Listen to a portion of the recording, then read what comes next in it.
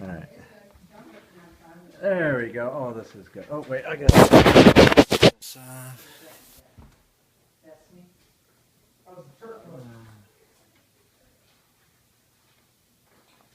All right, Ryan. All right. What are your earliest memories of the farm? The earliest memories of the farm, it's hard to say. I would say, well, I was maybe, I don't know how old, but I went with my parents when they were husking corn. And at that time, my dad would figure out which is a bigger ear. He'd put it in a special box on the corn wagon.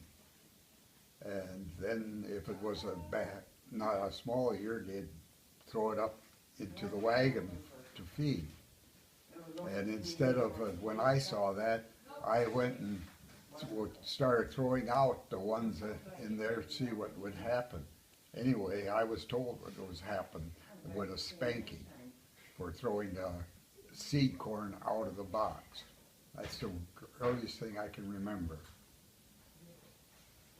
All right. How much work did you have to do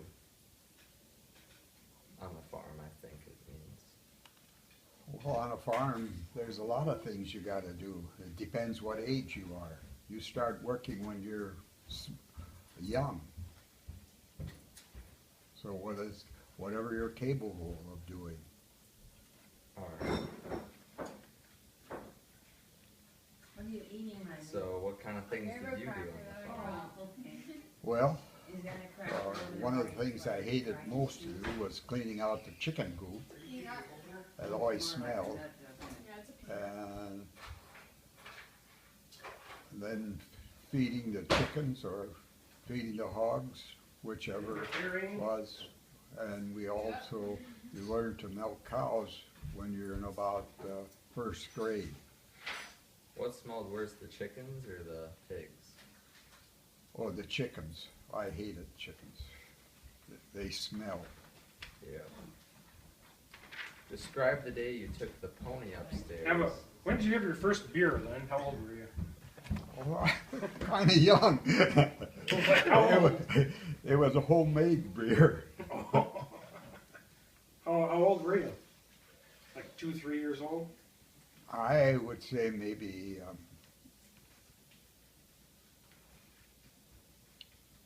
second or third grade. Grandpa! Are you getting this from the story? Is that recorded? Yep. Yep, second or third grade, your first beer. I think we're gonna have to edit that part. We instead of beer, we drank a lot of wine, homemade wine. And how old were you? Want to move on to the next one? Describe the day you took a pony upstairs and what your parents did afterwards. Well, they weren't too happy about that situation. The whole family was involved. The parents were gone, and they led the pony upstairs. He went upstairs real easy, but going down, that was another thing. When he was pulled down, he broke a stairwell out, and that wasn't too good. Whose idea was it? Or I don't know. Could have been any one of us Well, how'd you pull it down? with a rope around his neck. What'd you hook the rope up to? We all got on the rope. It's been a long time ago since that happened. What was school like? School was quite, I don't think I cared for it too much. I know when the nuns would come in the first time we'd see them, we knew that summer was over with. And that was bad news. How many were in your class? This was in St. Lucas. I did the first, second, and third grade in St. Lucas. I think we had about 20, at least.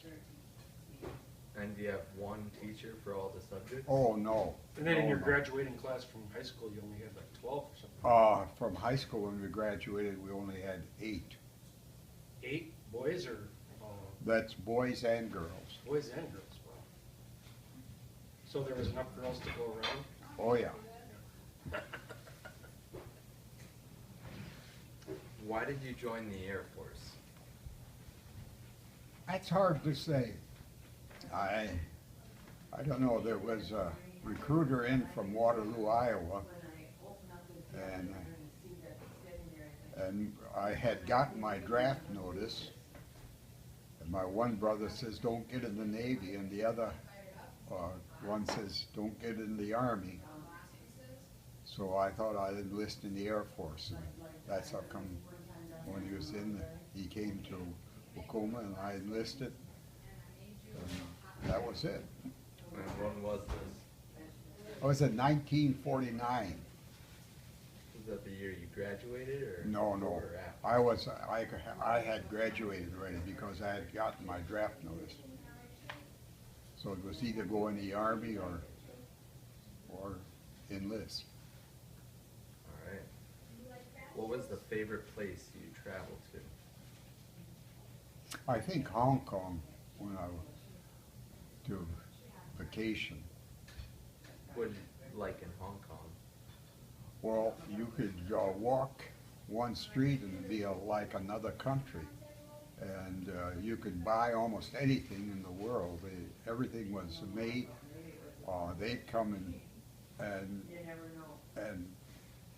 take your measurements and make a suit or whatever it was in about an hour or so. There was the suit. How many times did you go to Hong Kong? I was only fortunate enough to go there once, but that was really, I sure enjoyed it. What do you want your grandkids to know? To work hard like I did. All right. Why did you pick Grandma to marry? Pardon? Why did you pick Grandma to marry? Why'd you marry Grandma? I don't know, we just sort of hit it off. That was when I was stationed in Minneapolis. And what was she doing in Minneapolis? She was working at a bank. All right. Wasn't she supposed to go out with somebody else and then you kind of, Oh, yeah, we didn't. When we made the date, we didn't know which girl was which. They both, that was real funny. So, but you learned their names by the end of the night? well, there was Joe Metro. He was a real good friend of mine. And we went there, and neither one of us knew. So we said, well, let the girls pick. Describe the day you made roads out of a sack flour in your house. Did what? It says you made roads out of a sack of flour in your house. Oh, that's when I was about, they were building a new road in front of our hometown. That was when I lived in St. Lucas. And we'd keep a sack of flour and everything up in the attic and there. So when they were building the roads, they'd first grade them up, and then they would spread the gravel and then grade them down. So what I did, I had a little dump truck what I got for Christmas, and I used that flour, and I made little roads all around up in the living room, up in the attic, not in the attic, but in the second floor where the bedrooms were. That wasn't a good situation. So how old were you then? Oh, gosh. I would say maybe, must have been in the second grade, something like that. Wow. So did you have a vacuum cleaner then to clean it up? No, they didn't have a vacuum cleaner. Oh, They swept it up and they had to throw it out because it was on the floor. oh, you didn't make bread out of it or anything? No, they didn't make bread out of it. Now, your mom used to make a whole bunch of loaves of Oh, bread. yeah, she would, my mother, when she'd make bread, she had about a 3-foot aluminum pan, and she'd make about 7 or 8 loaves of bread at a time. Wow. And the bread pan that would hold the bread, there would be 3 loaves in each pan. So there would probably be 6 loaves or better made. So they were like 1 pound loaves of bread? About? Well, they were like the regular loaf of bread. I would say about a pound. And you guys would eat them like hot, fresh out of the oven? Oh yeah, they were real good with butter and. Are we not gonna make the turkey head? Well, she did already. Now, did you churn your own butter on the farm? Yes, we did. That you cut out of the And bison and put on the pineapple. If you feel like sometimes we'll do it next later on I can remember. No, we didn't have a refrigerator at that time. We used a spring to keep Okay. stuff cold. Oh, yeah. You had an ice box though, right? Yeah, something like that. So who churned the butter? Was it you or your sister would do it, or anybody? Oh, probably my older sisters or brothers. Oh, yeah. I never did. Now, We did you also did made you make homemade ice cream? Yes, we did. We had to make homemade ice cream. That would be good. So you just get some salt and some ice and, Yes, so you put that, you had an outside pail and then you had a pail inside where the cream or whatever you used to make is mix the ice cream with the sugar and everything, and it kept on turning that, adding salt to the outside with the ice cubes, and that's what kept it cold. oh yeah, yeah. That was on special occasions when we did that. All right. So when did you shoot your first pheasant? Oh, that was, I used the old 12-gauge shotgun, and that was just before Thanksgiving, and I went out, I must have been, let's see, I probably in the 5th or 6th grade, because I was in, we were in Wacoma, and I was walking up the fence row, and this pheasant flew up, and I shot it, and my mother was real happy, so we had that for dinner. Oh yeah, well that's good. So how old were you then, like 13 or something? Oh, well, in the 5th grade, however old you are at that, 11, about that. unless you got held back a couple of years. No, I didn't get held back in school.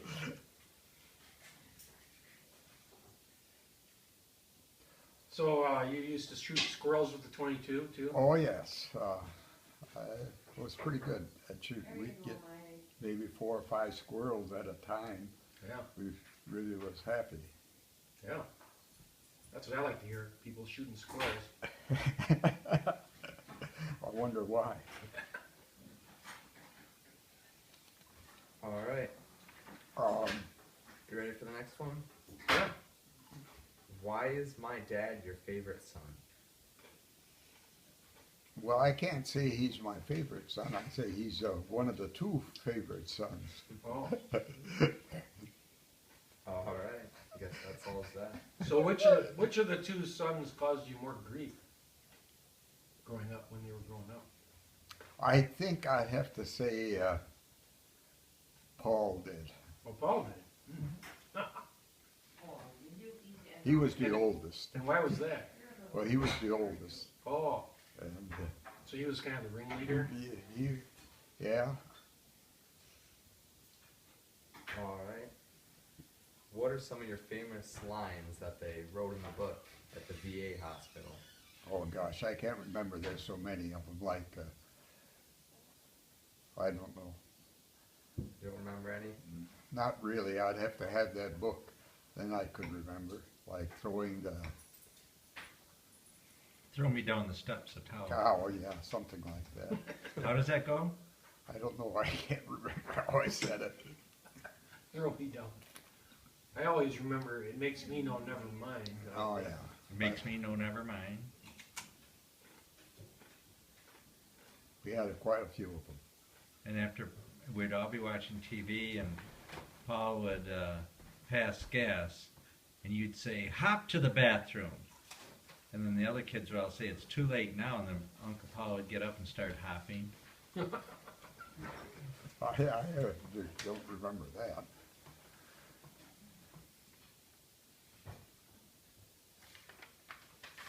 And weren't you a top recruiter for the Air Force? Yes, I was. I was a top recruiter for 1 year. And how did you become a top recruiter? Well, you told them what they want to hear. Just like any good salesman, What did they want to hear? that they were going to be the best for whatever they could do. And no one's ever told them that before? We talked about last year. Well, you had to get their attention and get them interested in what they wanted. You first had to find out what they'd like, and then you played around that area. And that was top recruiter for nurses, judge advocates, enlisted men, and people that went into OTS. And so, once they told you what they were interested in, what would you say? That's the subject you would stay on. And This is part of, in recruiting, you learned, you went to a recruiting class, and they told you, get their attention, and after you got their attention, you told them what they wanted to hear. And you had to find out what they wanted to hear. what are some of the things you told them that they wanted to hear? You ask them questions, leading questions. Like what? Like, you like baseball, if they would be negative on that, you'd go to another subject until you found out what they were interested in. Or what their goals in life was. Oh, the game is starting. We only have a few more. Oh wow, they picked up a few points too. Well, they got the last 2 points in the first half. No, they were only up by 1 at halftime. Now they're up by 3. Yeah, no, they're up, yeah, but they scored a basket right after the start of the half, I think. Put on the sound. So is the interview over right now? Yeah, the interview's over for now. All right, good job, Ryan.